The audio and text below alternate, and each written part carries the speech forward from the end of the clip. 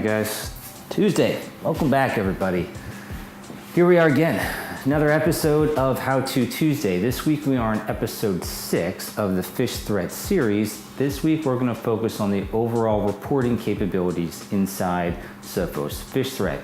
Last week in episode 5 we focused on a campaign report, and there's a lot of really good information in there as it relates to how people perform for that specific campaign.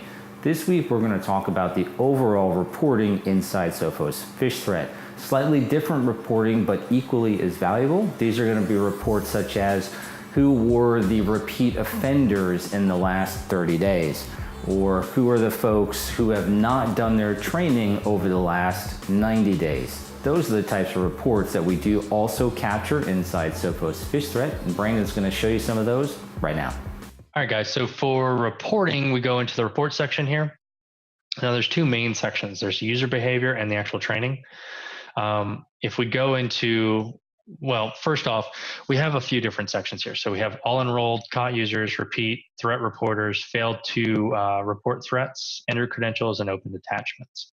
If I were to click on all enrolled, there's a couple of options in here, okay? So with the all enrolled, it's gonna show me all of the users that have been enrolled in any of the campaigns.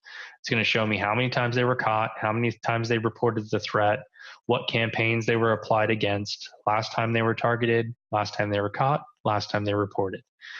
You have all this information. You can select into any one of these users' actual accounts and see how they specifically performed overall. And then you have the ability to see over time. So 53 users enrolled in November, 41 users in January, 50 users in February. Now, I showed you all the categories in the report section, but you also have the ability to navigate through those right here. So for example, let's say I want to look at repeat caught users. So for this one, repeat caught users, I have 5 users in November and 10 repeat caught users in February. Now I can export to CSV all of this information. I can also use this list of users to actually create a campaign. So I can generate a campaign right from here. Again, you can see the information being caught, so times caught, threats reported, all the dates and times, campaigns they were put against, but you see the overall list. So this is the total list that will be used to generate this campaign if you select this button. Again, you can choose between all of these, and you can choose between a date and time frame for the information you want to view. If we go back to the reports section and look in training, you have all enrolled and incomplete training. Just as you saw with this section, once I click into either of these, I'll be able to navigate directly to the other. So for this one, all enrolled and training, how many trainings were they enrolled in? How many did they actually complete? Let's say, for example, I want to say incomplete trainings only. So this is the list of users who actually have had incomplete trainings at some point in time or another. There were 3 incomplete trainings in November, 49 incomplete trainings in February.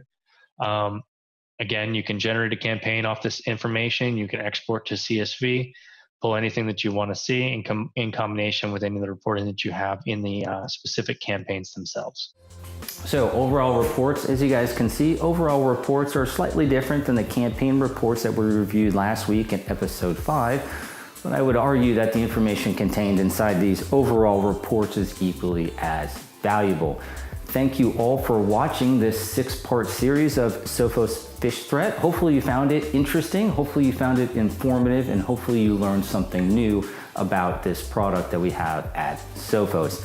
I know I say it every week, and I'm going to say it again. The feedback that you all provide to myself and my team has been super appreciated. It really does help make these videos better.